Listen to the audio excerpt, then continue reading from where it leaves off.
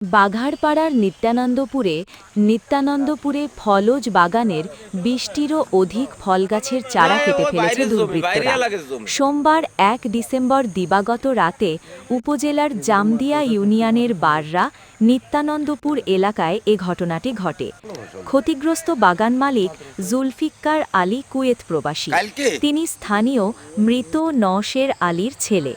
কষ্টার্জিত টাকায় জমি কিনে সেখানে তিনি শখের একটি বাগান গড়ে তোলার চেষ্টা করছিলেন।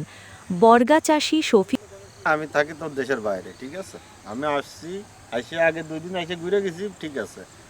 বইটা নিয়ে মনে করেন এরা দুটো লোক অসহায় এগিয়ে দিছি, এরা চাষবাস করে ফল ফলালি তরিতরকারি লাগাই খায় আর আমার গাছগুলো যত্ন পান করে।